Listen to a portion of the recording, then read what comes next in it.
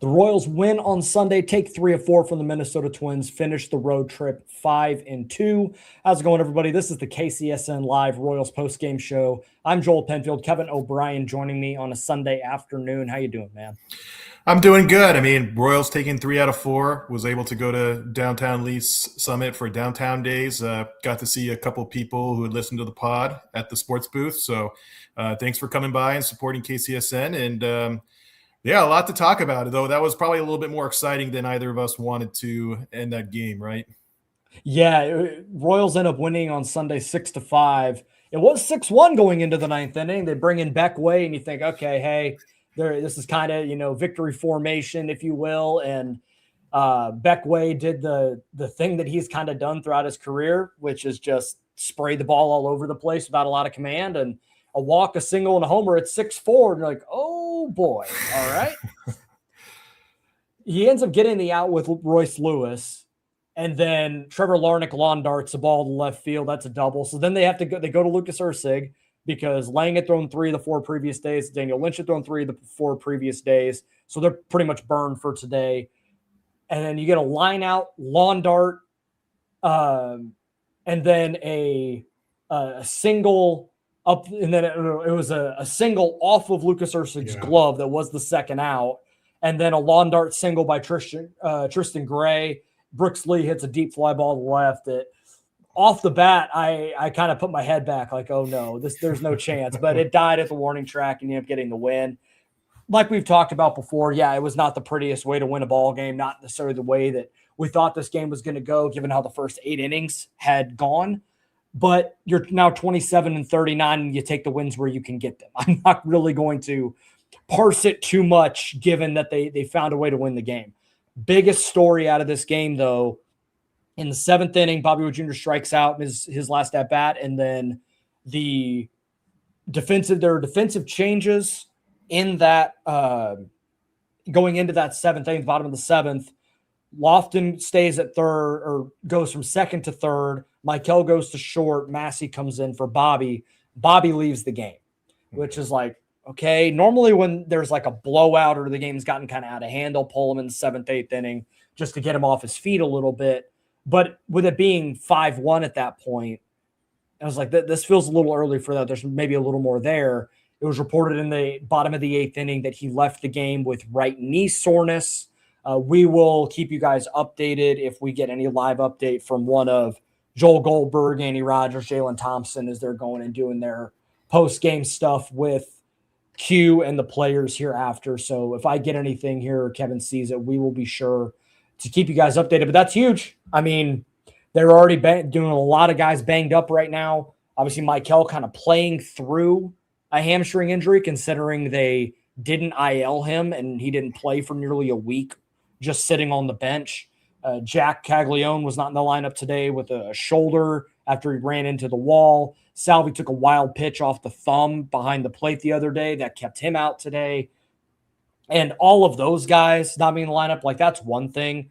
But when the leading MVP candidate in the American League leaves the game with a knee injury and your team's already now 12 games below 500, and he is the biggest reason why you're hoping this thing is going to turn around, we're kind of going to be waiting on pins and needles with the off day and heading into Tuesday for where Bobby Witt Jr. is at. Yeah, I mean, you're right. I mean, there's a lot of injuries, and not like anything super serious, but just a lot of these nagging ones. Again, with Salvi and Cags out today and Michael out for, about like basically 5 or 6 days, before the last couple of days. It's really it's having Bobby get pulled from the game for right knee soreness. It's jarring regardless. I mean, we don't know how serious it's going to be. I know we're looking that up, see if Q is going to give any updates.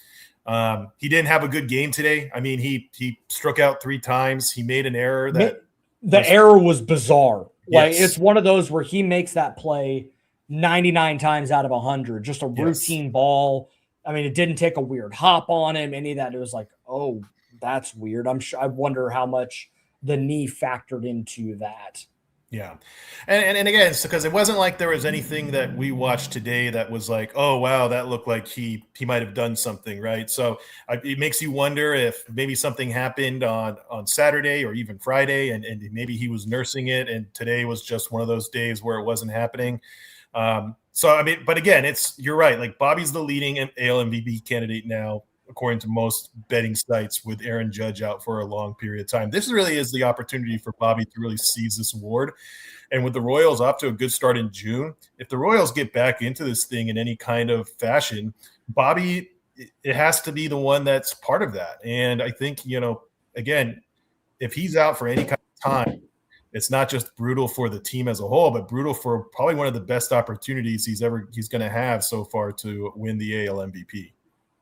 Yeah, I'm just refreshing Twitter like a crazy person right now. No updates yet.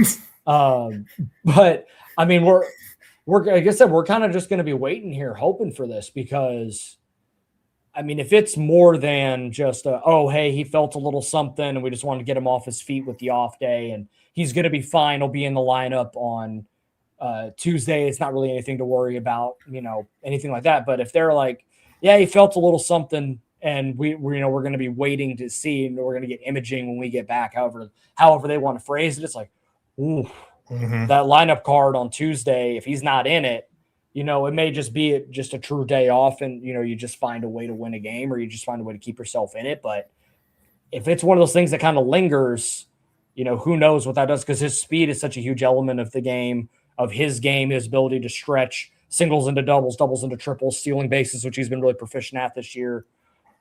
Like you mentioned, I mean, he has an opportunity to really seize this thing, even though the offensive numbers are not necessarily what you think of with an MVP. He's the best defender in the sport. He's been one of the best base runners in the sport, fastest player in the league. If the offense ticks up at all like it does when the weather gets warm, then he can really have a stranglehold on it, regardless of how the Royals finish up. Because to the credit of the baseball writers, they are not beholden to best player on best team gets MVP. Even if it works out that way sometimes, it is like Mike Trout won MVPs on 90-loss Angels teams because he was so clearly the best player in the sport. Correct. If the Royals could finish 72-90, but if Bobby's a close to a 30-30 player, best defender in the sport, platinum glove, and steals 45-50 bases, yeah, he's the best player in the sport. You're just hoping now that this knee thing is nothing more than just he has not had a day off. I don't think he's left the field for more than a couple of innings this year because of they have not had the blowouts, that they did a couple of years ago where they were able to get him off his feet a little more often. They don't necessarily have that luxury right now. Yeah. And again, it's the thing is, right, is like the American League is so tight right now. Even with the Royals being in last place with a 27-39 record, they're only 5 games out of the wild card. We kind of saw the report from Bob Nightingale today saying that the Royals aren't ready to necessarily become sellers just yet because the AL is so wide open. And again, I think if Bobby gets hot, if he's healthy, then again, he could get the Royals back into this wild card spot. And if he gets back in the wild card spot, I think you get, like you talked about, like the Mike Trout rule and saying, hey, the team isn't good, but he's by far carrying this team. He's the best player. He's not like he plays in a super homer friendly stadium. It's not like he plays with like in New York with a bunch of great bombers around him. And especially with kind of Pasquantino taking a step back, Salvador Perez taking a step back, Michael Garcia taking a step back this year. If Bobby kind of gets going, yeah, I think the voters would say, hey, this guy's pulling Mike Trout-esque production with less support. I think he deserves the award, but I think you got to take it one step at a time. You just got to hope he's healthy, because the Royals have got off to a great start in June. Right now, they have only lost 2 games so far in June, and they want to build on this momentum, especially with a kind of a home stand coming up. That can be pretty winnable, but it can be pretty losable too. You're facing 2 teams that are trending in the right direction, but they're not world beaters. So you want to continue to build that momentum that you had in Cincinnati and Minneapolis against the Astros and the Rangers this week. Yeah, and the Rangers, a team that swept you last weekend. Yeah. And one of those games was you basically had the game won and just pissed all over yourself and lost the game. Like, that's what the game on Saturday. So yeah, and they've been generally a good team at home for the better part of the last 2 to 3 years. So if they're able to carry momentum, which winning and momentum, you can argue whether it is something that does carry weight or if it's just day to day, it doesn't matter. And I know that these guys are going to talk about we can't get too high. We've won a couple of games, got to keep going. Like, screw it, get high on the wins. Yeah, like yeah. you're 12 games under 500. Try a different mindset, maybe. That'll help kind of move things forward, perhaps. But I also think if you want to talk about just like the MVP thing, if he really does start to get rolling, like I do think a rising tide can lift all boats with this. Mm-hmm. Like he really just gets nuclear hot, like he has done in stretches and really, I mean, consistently for the last 2.5 years. Because it was really like June of his second year was when he became this player, right? And then he obviously finishes MVP 2 and 24, and then MVP 4 or 5 and 25. Like in a down year, he was still awesome. And he had stretches there where he looked like the best player in baseball, even last season. If he can get going, Vinny has been better lately. Yes. He had a good road trip. Carter looks like he's starting to come out of this a little bit. The strikeouts are still a little high, but 2 home runs on the road trip, a leadoff home run. It seems like he's settling in to that role. Michael had a couple of good swings over the last couple of days. Jack had some good swings before the injury. He had the home run in Cincy. He had the 413-foot double on Friday. And so he's starting to put it together. Like you can see the bits and pieces starting to get there. But I do think the biggest hinge point is, can Bobby really flip a switch offensively?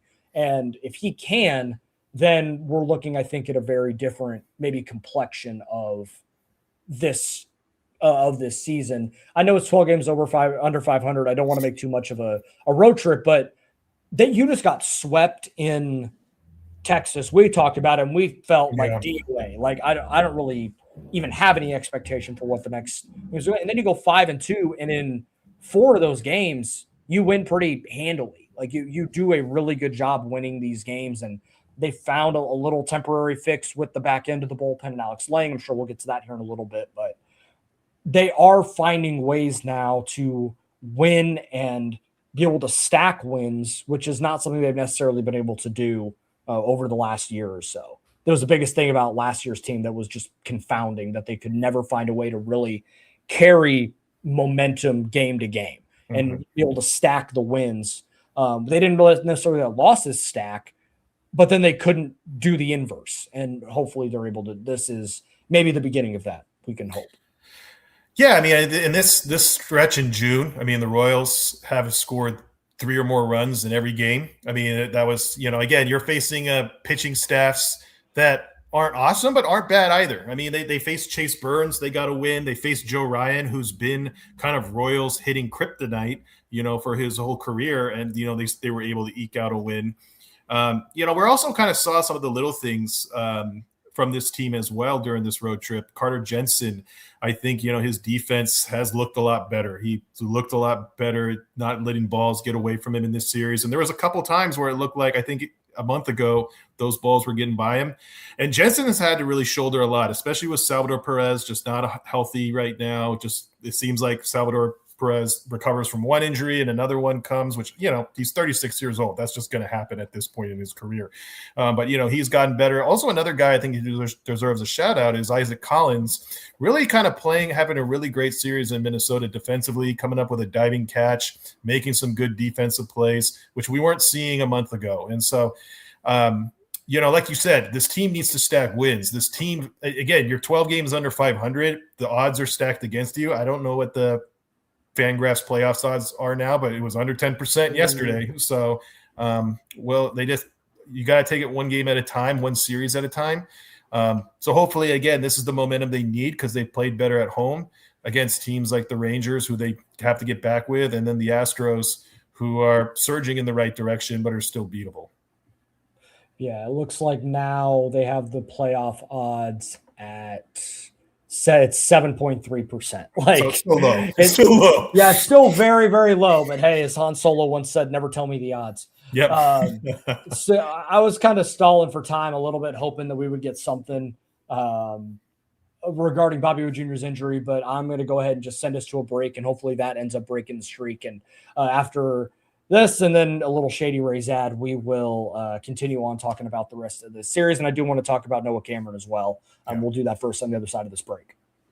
I'm BJ Kissel, founder and CEO of KC Sports Network. Emprise Bank has been with us from the beginning. They were our first network partner, and they believed in the vision of what we were building from the start. I can't speak to any other banks or companies and how they operate, but I can tell you from personal experience and based on the growth of the network you're listening to right now, that if you have banking needs, call our friends at Emprise Bank. We've worked with so many great people there over the years, from Vicky and Aggie to Andrea, Lori, Jackie, Deb, and Aaron, and not to mention so many others that not just supported KC Sports Network, but supported our KCSN Foundation as well. But the best thing that I know is that if I have a question or a problem, no matter how dumb the question is, I know who I'm going to call and who I'm going to talk to. And I know that I'm getting an answer from someone that I can trust. And I know that person is there to help us. That's why Emprise Bank has always been and continues to be our partner in Possible. And they can be yours too. You just have to reach out. If you have a banking need, whether it's business or personal, hit me up. I will connect you directly with the same people that have helped us build KCSN. And that's our friends at Emprise Bank. David Starnes Allstate Insurance is a proud partner of KC Sports Network, serving the Kansas City area and all throughout the Midwest. If you are looking for new coverage or something that better suits your home, auto, health, or any of your other insurance needs, give Dave and his team a call. Elevate your coverage and be worry-free with David Starnes Allstate Insurance.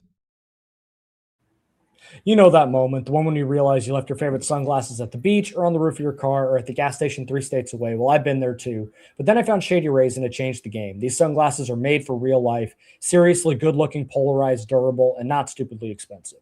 And here's the wild part. If you lose or break them, even on day one, Shady Rays will send you a brand new pair. No guilt trip, just replacements. So now I can actually wear my sunglasses without fear on hikes, at concerts, on the boat, wherever. They have sunglasses for golfing, fishing, hiking, and biking, even sunglasses for kids. Shady Rays is eyewear that has your back. Go to shadyrays.com and use code KCSN for 40% off 2 or more pairs of polarized sunglasses.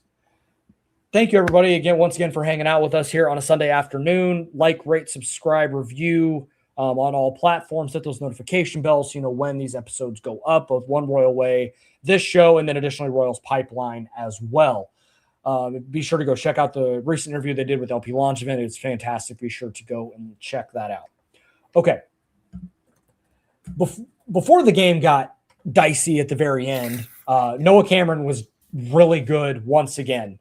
That's 4 starts now where he looks like the Noah Cameron from last season, potentially even better, I think, in some areas, where it's 24 innings in his last 4 starts, a 1.13 ERA, 0.6 whip, 27 strikeouts to 3 walks during that stretch. And I think in the last 2 starts, it's 15 strikeouts, no walks between the game in Cincinnati, where he gives you 7, only gives up the 1 run. And then he gives you, I think it was only 5 today, a couple innings kind of got away from him a little bit, he did end up getting to the 6. My bad. Yes, he did. I had it a little, I was trying to do the order in reverse of the bullpen, but yeah, he did get into the 6th inning because he was up around like high 80s and he finished with I think it was like 105 pitches, something like that. But not necessarily the most efficient in the world, but again, he's just finding ways to not get burned and I think the only run he gave up today was an unearned run as well. So you call it 6 innings, a 1-run ball, but the run doesn't get tagged to him because of the error. And this is now, it looks like he has done what I was hoping he was going to do, was make the adjustment to the adjustment that the league made to him. And he was getting knocked around at points this year. I'm like, okay, hey, this is where we talked about, the conversation being, is it a Kolick versus Cameron conversation when Reagans gets back? But then Reagans gets hurt. But this is during that stretch where it seems like Noah Cameron kind of did the Cam Newton gif, just like, okay, hey, game on. And he's taken to it, and he has turned himself back into the pitcher that we saw last season. And that's with even a little bit more swing and miss. It's not a ton, but it's more than what we saw at times last year, just to my eye. And it feels like the command is super sharp right now. He's not in the middle of the plate. He's not really getting hammered too hard, even when they are putting the ball in play. Like, he gave the 1 solo shot in Cincinnati, but other than that, they didn't touch him. There was not really anything put in play that made you real nervous in that game. And then today, even, there wasn't a lot. It was a lot of ground balls, a lot of weak contact, a lot of early contact early in the game. And if he can do this, it does, if it gets to that point, it still feels palatable that you trade a Chris Bubich, that you trade a Michael Wacha, because you know this guy can handle these innings, and this isn't like a fall off the wagon sophomore slump that it kind of looked like it was in April and the beginning of May. Yeah, I mean, I totally agree. I mean, just if you look at where he was at the end of April, his ERA was about 5.40. Kind of made the adjustment in May. It's been about 3.6, which is still pretty respectable. And now he got his ERA, I think, was around 1.2 in his June starts. His ERA now is back down to 3.84. Again, he's looking like the kind of guy that we saw at times in 2025, where he's painting the corners. He wasn't the most efficient today, though. He did turn on the efficiency at the end. He basically had an 11 pitch inning in the sixth, which kind of helped overcome those 25 pitch innings in the fourth, and then 21 pitch innings in the fifth. And then kind of like what you talked about, one of those runs was unearned. Was again, he didn't have the best defense today. I mean, Garcia made a heck of a play, but he also made a kind of a blunder before. Bobby made that error, so he wasn't getting the most help. But I really love the depth right now of this Royals starting pitching staff that we kind of thought was in trouble about a month ago. I mean, with Cameron kind of getting back to form, with Luinder Avila kind of showing two great in a row. Bob Nightingale talked about the A's having interest for Chris Bubich. Now it's like, again, the Royals are in a position where it's like, even if we trade Chris Bubich, we still have a surplus of starting pitching right now, with the emergence of Kolek and Cameron bouncing back and Avila looking like a great starter. And you have Wacha and Lugo. And again, what's going to happen to Reagans, we don't know. But right now, the starting pitching is really setting the tone. And we've seen that the offense set the tone in these games in this road trip, but also the starting pitching really piggybacking on that. That was the big difference against Texas, was the starting pitching was getting rocked early. And they were giving up 3-4 runs in the first inning, and that didn't happen in Cincinnati or Minnesota. So I think that's a good thing. It shows that the Royals starting pitching staff is getting back to where they need to be, and the offense is starting to creep up. But again, it makes you wonder what kind of moves the Royals are going to make, especially now that Cameron is back into form. And one thing I thought was kind of interesting, and one of the reasons why he was able to really kind of jump up last year, and be able to find a new pitch to help him be effective, was the slider, because he was always like the cutter curveball, and the slider was really good for him last year. And one of the reasons why he was able to be fourth in Rookie of the Year. This year, that pitch has been horrific for him. It's been a cement mixer pitch. It's a reason why he's gotten hit so hard.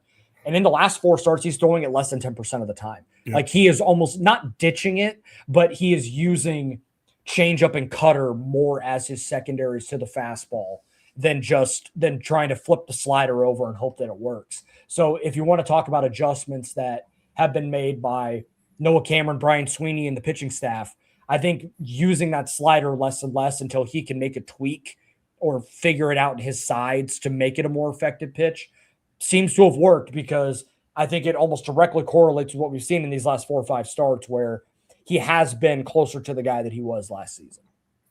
Yeah, and I think that's really key. I mean, his changeup was really working today. I mean, 37% CSW today, 31% whiff rate. I mean, it was his most thrown pitch was his changeup.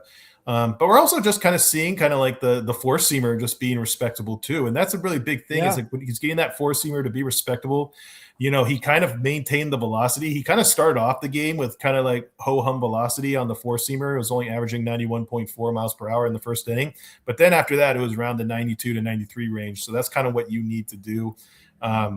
Just overall, just like I said, it's a really good game from Noah Cameron. I think it's just he's really kind of getting back to where he needs to be at.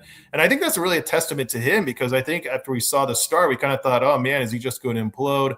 And he hasn't. And I think Brian Sweeney and Mike McFerrin have really worked hard with him. And again, now the Royals starting pitching staff is an area of strength, not a weakness as it was about a month ago when the Royals were going through a really tough stretch. Yeah, and another reason why you feel good about the starting staff going forward is Luinder Avila in these last 2 outings. And what was kind of thought to be a bullpen-ish day, when he goes other. He gave them 5 innings in Cincinnati and struck out 5. Now you still walk 4 or 5, so not like it's the command of stuff he's still got to work on. And then in this game, only gives up the 1 earned run, 2 hits, 3 strikeouts in 5 innings, and the stuff is really good. And it's a guy that is working on honing in all of it at the big league level. And that's why you're seeing, maybe that he's not getting as many swings and misses as he should, given the stuff that he has. And the command is not quite there yet, but it is definitely more stuff over, command control right now. But you can kind of work with that at the big league level. I'd rather have that than, a guy that, hey, you can spot it all over the place, but stuff sucks. Like, kind of like Noah Cameron tuned down to like 7 is kind of like the comp for that. But I mean, the way his sinker just explodes late is, again, it's one of those things where I look at it and I'm like, oh, that's a reliever. But they clearly believe in his ability to start. And I think they're getting a little bit of the proof of concept in that with the way he threw in Cincinnati and the way he threw on Saturday in Minnesota. And he's going to continue to get those opportunities because of a potential 2/5 year rotation being gone on August 3rd. Like, this is going to be an extended tryout because we still don't know when Cole Reagans is going to be back. Chris Bubich, I haven't heard anything on him in a little while, but I think he's probably trending toward being back sooner rather than later. I kind of figured after the road trip we would learn a little bit more, but he's going to continue to get a tryout here to see, okay, can he be a starter going into 2027? Is he going to be a part of your rotation, or is it going to be hey, we gave him an opportunity to start, but the stuff is just better out of the bullpen and they just make that move going into next season? That would be how I would handle it, but he very well over the next couple of months could prove me wrong and show he can be a middle rotation piece for this team as they go forward. Yeah, I mean, from what I've got reports, I think there was a June 4th report that Chris Bubich has been doing bullpen sessions. I think there was a report on the game, the pregame show, saying that he's has about a couple more bullpen sessions, then he should start to look to get rehab work. So it sounds like he's a little further ahead than maybe Reagans is in terms of his rehab. But again, I think what Avila did on Saturday was really fantastic. And again, he's got the great stuff, but he's never really been a traditional high strikeout guy. I mean, if you look at what he did in the minors as a starter, the K rates were fine, but they weren't like eye popping. And then the walk rates were not terrible, but they weren't like extremely low. But what I think makes Avila so great is that one is that he when he's on, he works efficiently, and then he can also get guys out in other ways. I mean, if you look at what he did on Saturday, average exit velocity on batted balls was only 86.1 miles per hour, which is pretty low. Only give up 3 hard hits of the 12 batted balls that he allowed. He had a 67% first pitch strike rate, which has been an issue. Huge. Yeah, with him, with control. And so it kind of just seems like, again, he's one of those guys that gets on the mound, he challenges guys, he rears back, and he's kind of really like a very consistent energy. I think one of the plays that really stuck out to me was after he gave up that run, runners on first and second, 1 out, gets the ground ball right to him, and then just coolly turns the double play. Doesn't overthrow it, doesn't hesitate. Looks like he's done that like a million times. And I think that's really that poise is really big for Avila, especially to kind of see that progression he had a rough start at the beginning of the year, goes to the bullpen, comes back, and then has a good start, but had problems with walks, and then he comes back in this one against Minnesota and just looks really poised. And so I'm really intrigued by his future. Like you said, I think you and I were both like, this guy's a bullpen arm. Why are they messing with him? Just have him as a reliever. But now we're kind of seeing like, now I know why the Royals were so high on him as a starter, because he definitely gives you something different and something efficient, which is something that the Royals really value from their starting pitchers. Yeah, and I love the camera in Minnesota because it's basically dead on, right? Yeah. Like it's not off to the side like you see in Kansas City and other places. And one thing that I hadn't really noticed a lot, like you see it a little bit, but it is his deception. Mm-hmm. And because his delivery is a lot of arms and legs flying at you, and it's just like, what am I looking at? But he hides the ball so incredibly well behind his back leg as he is lifting up, his leg to drive. Then I'm like, man, if he just throws strikes with the consistency he did there, he's going to get more strikeouts because I mean, you can't see, and then it's that 98 sinker just diving away from you, or it's that big old curveball that just dives. It's got a ton of late life on it. The slider that he's starting to use more and more as a swing and miss pitch. There is a lot there to like, and it's why this start gave me a little more like I'm bullish on his future, regardless of his role, because I still think like there is a lot untapped here that the Royals are going to be able to figure out as we go forward. Note from Andy Rogers a couple minutes ago on Bobby Witt Jr. This is on Twitter here. So Bobby Witt Jr.'s knee soreness was something that progressed throughout the game. There was a long at bat in the third that didn't help. Said he was hoping to get the off day tomorrow, to rest it, but the ache never wore off. He'll continue to be evaluated tomorrow and Tuesday. So seems like it's just, he's played 60-something consecutive games, this season, and I think it just wore on him a little bit. And to be fair too, like we talk about Michael having a little bit of a bum hamstring and Cags having a shoulder. Like at this point in the year, there's almost no one that's like, yeah, I feel great every single day. Like these guys are all going through something. It's why they get to the ballpark 5 hours early to get their work in, to get treatment, to work through whatever that ailment might be. So they're ready to go when 6:40 rolls around and it's first pitch and we got to go and act like we're 100%. So there probably is a little bit of an element of that. Hopefully off day tomorrow, and then he's back on Tuesday. Maybe you just DH him on there on Tuesday. Let Michael play short, and then you still can have Lofton at third and Massey at second, and you're fine. Like your defense obviously takes a significant step back, being without Bobby or Michael, and Michael's a tandem on the left side, but you have to take that for the long term of what this thing needs to look like going forward for this team. Yeah, I mean, there's a reason why a lot of guys don't play 162 games anymore, and especially with a guy like Bobby Witt Jr., who's so physical in the way he plays. I mean, it's not like he's just like a slugger who's just really going out there and hitting home runs and playing the outfield, right? He plays one of the most important positions in the field. He plays a very good shortstop, which requires a lot of dynamic plays. He's a very active base runner, both on the stolen bases and both extra base hits. And again, his swing too, he's got very athletic tools, but his swing is, he generates a lot of bat speed. He generates a lot of power when he connects on the ball. So again, these things are bound to happen with somebody that plays the game in such a physical way. And I'm glad that Q kind of recognized that and said, you know what? Yeah, like is the game over? No, but we got to think long term with him. As you said, like I wouldn't be surprised, right, if they kind of say, hey, let's give him some time at DH on Tuesday. Michael's serviceable at shortstop. Is he Bobby? No, but Michael profiles a lot better at shortstop than he does at second base. So, and I think Lofton profiles better at third base than he does at second base, and Massey's still really good. So for one game, I think he'll be fine.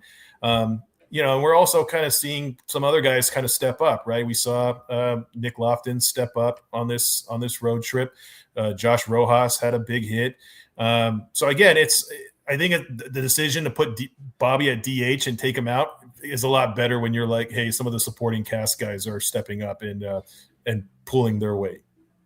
Yeah, absolutely. Now I do kind of worry about Michael having to range for more balls at short with the maybe a little hitch in the giddy up with the hamstring, but we'll ultimately see how they decide to handle it. One thing over the last couple of days, it seems like, at least for the moment, they found a little bit of a temporary closer in Alex Lang. It seems like that's the role they want to go to. Now, given what we have seen from the bullpen for the majority of this season, I don't care how they get the final 3 outs. Just get them. And that's essentially what Alex Lang has done. Like he has had traffic and everyone, he has walked guys, he has given up hits, but ultimately he's given up a 0 in his 3 save opportunities this week. And he needed strikeouts on Saturday against the Twins with I think it was first and second with 1 out, I believe, in a 1-run game. Yeah. And he got back-to-back strikeouts to end the game. And one of those like was almost an unintentionally better pitch. It's always funny how that works sometimes. Like it looked like Carter was setting up a way for the cutter 3-2, ended up front dooring it to Lewis on the inside corner. It was a nastier pitch and it worked, and it was strike 3. But I do not think this is the, Alex Lang is the closer as we go forward. I don't think it's necessarily that. I don't know how much of a country music fan you are, Kevin, but there is a band. Not much. Okay, fair. Okay, so for anyone out there is a band that originated from Stillwater, Oklahoma in the 90s and the early 2000s called The Great Divide. They have a song called College Days about their time at Oklahoma State University, near and dear to my heart. But there's a line in the song talking about a Jimi Hendrix poster covering up a hole in the wall in the hallway. Is it solving the problem? Yes. Is it going to be the fixed solution to the problem? No. Alex Lang is the Jimi Hendrix poster, right? Like there is still a massive hole in the wall that we need to sheetrock, but right now we're going to put this up and we're going to hope for the best for a couple of weeks. That's how I look at this for Alex Lang. But I will say this though, like, it seems like he kind of has the ability to get things done for these final 3 outs. He has pitched really well for about a month now. When in April, I'm like, okay, it's a $1 million contract. It's basically a rounding error. Just cut bait and move on. Glad they didn't, because it seems like he's got some of this figured out. And for a bullpen that desperately needs velocity, swing and miss, and the ability to punch tickets when they need it, Alex Lang can do all of those things. For the lack of command that sometimes comes with it, I'm willing to trade that for the ability to be able to go and get a strikeout when he needs it. Something that Lucas Erceg simply cannot do right now. He can't throw anything by anyone. At least Alex Lang has the ability to do that. Yeah, I think that's the biggest thing, right? And I kind of tip my hat to Q on this, is that what they needed, right, with Lucas in the 9th inning was a guy that can get that whiff, that can get that chase. And Lang has fit the bill. I mean, his whiff rate is about 31%. His chase rate's about 30%. And one of the things I think I look back on is, Alex Lang has kind of really been gutted by injuries the last couple years. Yes. I mean, he only pitched 19.2 innings in his last 2 years in Detroit. I think maybe what we saw in the beginning was simply him readjusting back to major league competition. The difference, I know he pitched a few innings in AAA last year, but the difference between AAA and the major leagues is night and day. Look at Royce Lewis, for Christ's sake. It's a chasm. Yes. Yeah. I mean, Royce Lewis having 10 home runs in 13 games in AAA and kind of still being the same Royce Lewis that he was during this Royals series. But, Lang he has experience as a closer. He wasn't like an awesome closer. He didn't hold the time very long, but he did save 26 games in 2023. As you said, with the Hendricks poster reference, I totally agree. I don't think Lang is your long-term closer, but they need somebody to step up right now. And right now, Lang's showing that he can step up. You ride him till he shows that he can continue to step it up. And once he doesn't, then you bring somebody else in. That's the luxury you have in a season when you're 12 games under 500. You can experiment with things. You can see which guys are going to have long-term value, which guys are just flashes in the pan. I wouldn't be surprised, though, if Lynch gets an opportunity or somebody else gets an opportunity, because I think this is the time to do it. But got a great road trip from Alex Lang. He's really improved his stock. At the very least, he's showing that he can be a part of this bullpen for the remainder of the year. Yeah, and part of the reason why Lang was able to get that save and why the game stayed where it did was Carter Jensen's defense in that inning. Yeah. Because one thing we know about Alex Lang, he loves to spike that curveball, which is it's a strike to ball pitch that he is going to try and get a swing and miss when he has count leverage. And he's going to throw it down in the dirt and hopefully he gets a swing and miss.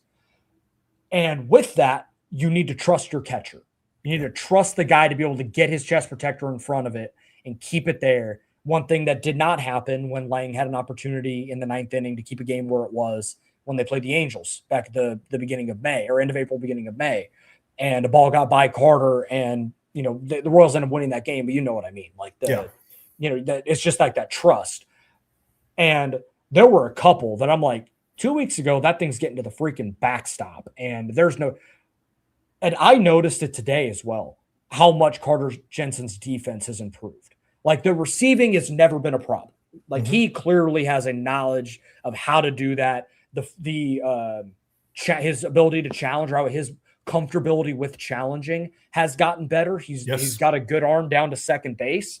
He saved Noah Cameron a couple of times on some high changeups that clearly had a little bit of a blind spot with the umpire today. He's thrown runners out. He's got a good ability to do that. And now the blocking, it's why you don't punt on the guy that's 22 years old, first full year in the big leagues, learning the demands of the toughest position in the sport. Like that was a big conversation a few weeks ago, was like, okay, should we just move Carter Jensen? Not like amongst people that know what they're talking about, but like fans being like, just move Carter to the outfield. He sucks. Like he can't be a catcher. He's not a catcher in the future. It's like, it's May of his second year or his first full year. Like, let's let the kid figure it out. And like, if he had a hard time receiving, which was something that MJ Melendez had a really hard time with, or if he was throwing the ball all over the place around the diamond, I would be like, okay, yeah, maybe he can't do this. But blocking the ball is a coachable skill. And that is something that Paul Hoover can work with him on, because he's shown he can handle the staff. He can call pitches. He can call a good game. He called the Stephen Kolek complete game shutout. That is a skill, being able to recognize what the weaknesses of hitters, exploit them, and be able to work with your pitcher and have a good chemistry there. That is an aspect of it. The receiving, the throw, like the blocking, I'm like, okay, if he can figure this out, then he's going to be just fine. Not like he has totally figured it out, but you can see the legitimate improvements right in front of us. Case in point, he saved Alex Lang's ass 3 times in the 9th inning the other day. Yeah, he did. And I think one of the things I really am just always impressed with Jensen is kind of the resilience he's shown this year. It hasn't been a perfect year. I mean, he had the alarm clock incident. He really hasn't let that weigh him down. I mean, it's something that's always kind of poked fun at, but it's like he didn't really seem to really deter him. Obviously the blocking, he got a lot of grief for. He's improved that very much so. He's now hitting leadoff. I mean, again, people questioning kind of like, hey, was he a flash in the pan? And then him showing some power in this series in Minnesota. And I think that's a really great thing, because we see from young players that doesn't always happen. I love Jack Caglione, and I think he's getting better at it, but that's something that Cags has been a little bit more up and down and has struggled in those times where he hits kind of those valleys. And so I think it's just kind of shows the character that Carter Jensen has, and just kind of the gamesmanship he has. Just like he's like, okay, I have these times where I get put on blast, and I'm able to kind of improve upon it and help my team win, and just help overall like the future of this organization. So I really got to say, it's like, you got to admire the kid for just having that resilience and being able to improve on the fly in such a short period of time. Yeah, like the ability to ignore the noise, I think is he's 22 years old, and like, I'm not going to act like I'm kind of trying to be like an old man take here, but it is a generation of, and especially of athletes that have grown up online and have posted everything everywhere for basically their entire upbringing, right? And for him to not worry about that stuff, I do think there is a lot of credit there, because he could let it get to him. With that generation of athlete, like, it's just part of it. And for him also, like, the ability, like, because early in the year, you could see there were times where he tried to do more than he needed to do in that moment, right? Where he's letting the moment get too big. And he talked about that. But there was twice in this series, runner on third, less than 2 outs. And it's just, hey man, dude, don't need to hit a home run here. Just get a ball in the air. And he did. And he did it in the game on, what was that, on Saturday? He hit a sac fly in addition to the home run. Yeah. And right after, and then Bobby ends up coming up and getting the run later, the run right after. But then today, again, bases loaded, 1 out. He comes up, serves the ball to left field, runs, scores, and end up being the difference in the game, considering how the 9th inning went. Yeah, and I think also, like you talked about, like the noise of being like online and growing up in that generation, but also just being a local kid. I mean, this is a guy that also that, yes. Yeah, and we see that can be tough. I mean, Bubba Starling, for example, had that pressure, and and he struggled with that. I mean, I think it's just being kind of seen as like, hey, you're the local guy playing for your local team, the team that you grew up cheering for, probably the team that you probably were talking crap about players on Twitter back in the day. And yet he's able to kind of move through that, not let that pressure get to them, because it's like I'm sure he still has a lot of people in this area that are probably like, hey, how's it going? How's it going? Oh, you're struggling in this. And he's still able to sift through that noise and still be able to be really productive and improve. Yeah, I mean, that was a huge one. One more moment from today before we wrap up. I don't know if you have any more thoughts, but Starling Marte shat on a baseball today. That thing, 107, 441, and I know everyone saw him in the lead or in the cleanup spot today, and they all collectively eye rolled and then did their fire the manager tweet. But not only to hit a ball that far, but what is just, I mean, if you've never seen Starling Marte, the dude is jacked. He's huge. And for him to be able to generate that amount of bat speed and power, he doesn't stride. Like it is heel up, heel down, and then it is all glutes and hands, and that ball's flying. And Brian Lefebvre, I know he's not necessarily known for his like big emotional thing, but I'm like, that ball's hit 440 feet. And he was just like, fly ball to deep left. Oh, it's gone. Like, whoa. Like that's halfway up the ivy wall in dead center. Like it was blasted. Good to see for him because, I mean, he has a very specific role on this team. He's going to be in the lineup when there are lefties. He's going to pinch hit against lefties, and that's about it. Yep. But, hey, he did his job today. He's still hitting like 260. Not going to act like he's a world beater, but he is doing his role on this team, and he deserves a little bit of credit for that, especially today. Yeah, I agree. I mean, obviously, without his home run, this team loses that game. And so, and that at bat, he had a 2-0 count, and he kind of swung through like a fastball that just really looked overwhelmed him. And I kind of thought, man, I just think this guy's done. I don't know if he's good. I don't know if he can play much longer, if he can't even square up or time a fastball in the hittable zone like that. But then the next pitch, he absolutely crushes one. And again, that's what you kind of expect from him. He's a veteran bat. He's a guy that provides a veteran presence on the clubhouse. He's not there to play every day. I think he knows what his role is at this point in his career. And I think that's why you keep a guy like Marte. This is a guy that can come up with the big hit because he's done it before. He's done it before with the Mets and the Diamondbacks and the A's, the Pirates. I mean, and it sounds like, too, it's like he's a good clubhouse guy. I mean, that's one of the things that you hear about with Jack Caglione is that Marte has been a great mentor for him and has been able to kind of help him go through those ebbs and flows. So it's nice that we know that the value that Marte has in the clubhouse, and it obviously hasn't shown on so much on the statistical line, but it's nice for him to get these kind of moments. And he also hit his second ball really well, too. He lined out to left field, but that ball was also hit with like an exit velocity of 107 miles per hour, with, like you said, with no stride, just like all body at that point. And, so it's nice to kind of see him kind of lock in and have a good game like that after kind of slumping for a little bit. Yeah, absolutely. Then we're going to wrap up here. We'll do our toast game brought to you by Holiday Distillery. Be sure to go check out a nice bottle of Ben Holiday bottled and bond bourbon. I'm going to treat myself to a little soft red wheat later tonight, I think. I don't have any with me right now, but that will be a Sunday evening nightcap for sure. Kevin, who gets your toast game for today? My toast game is he got the, he's quietly having a good year, and he doesn't get a lot of credit because he has been kind of a little up and down with Omaha and Kansas City. But Mason Black, another great outing today, went one inning, struck out a batter, didn't allow a hit. He's got a 1.86 ERA this year. He's kind of been utilized as kind of this mop-up kind of guy that kind of pitches when they're behind or with big leads. But he kind of has done a really good job. And if you look at what he did in San Francisco, he was not very good. And it's kind of one of the things with Black is really interesting is that the stuff looks better than kind of the metrics portray. When you look at stuff plus metrics, it doesn't look great, but then you watch him and you're like, this looks good. I mean, this looks like it's tough for hitters to hit. And right now he's been a really early success story. He kind of feels a lot like a Taylor Clark last year of a guy he's not going to be your high leverage guy, but he's going to get those innings that you need. And he's going to keep the leads either like low or he's going to maintain those big leads. And he did that today. So I got to toast it to Mason Black.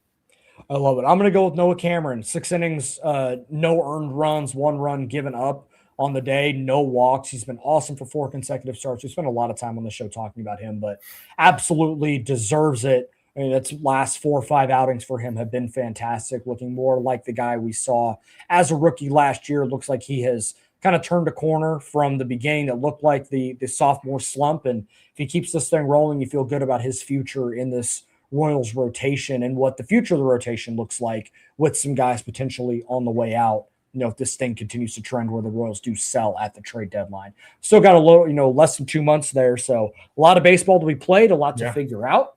And we'll see where they go. Off day on Monday, and then the Royals are back home for a 6-game homestand against the Texas Rangers and the Houston Astros. Tuesday, the probable is going to be Stephen Kolek against Nathan Eovaldi. Wednesday will be Seth Lugo against Mackenzie Gore, and then Thursday will be Michael Wacha, Kumar Rocker. The Royals, I don't think they faced Eovaldi, but they did face Gore and Rocker. So second look at them in a little over a week.